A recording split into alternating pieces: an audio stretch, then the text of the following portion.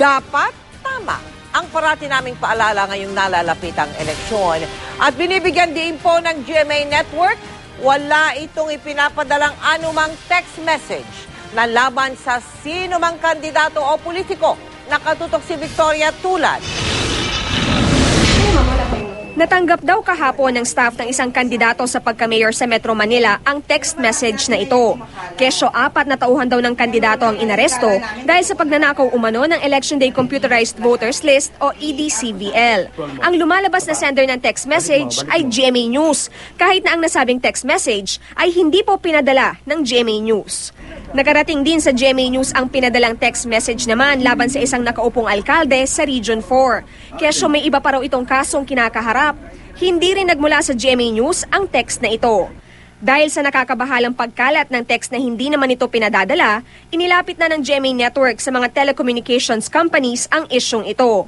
Tandaan lamang po, ang ipinapadalang text alert ng GMA News ay mula sa numerong 4627 at ang makakatanggap nito ay yung mga nag-subscribe lamang. Ayon sa PNP Anti-Cybercrime Group, baka raw gumamit ang mga nagpadala ng mga text message na isang high-tech na scanner na may kakayahang kumuha ng mga mobile numbers sa paligid para padalhan ng mensahe. Sa pamamagitan ng software at hardware na ginagamit sa pagpapadala ng mga text blast, mababago ang pangalan ng sender. Sa kaso nga ng Caloocan, ginamit ang pangalan ng GMA News. Bukod dito, wala rin makikitang numero o cellphone number ng sender dahil ipinapadala nila ang mga text sa pamamagitan ng internet. Dahil sa mga ito ayon sa PNP, mahirapan silang itrace ang mismong pinagmulan ng mga text blast.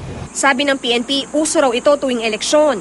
Hindi naman daw bawal bumili ng software at hardware para sa text blast. Pero kapag ginamit ito sa illegal na paraan, pananagutin ng National Telecommunications Agency at PNP ang gumamit ng mga ito. Yung pag-regulate yan, yun ang tinitignan po natin. Kung mayroon silang nalokong tao na who will serve as a complainant, so depende na po yan yung na-violate nila na law.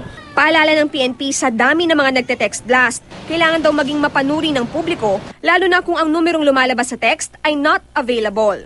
Victoria Tulad, Nakatutok, 24 Oras.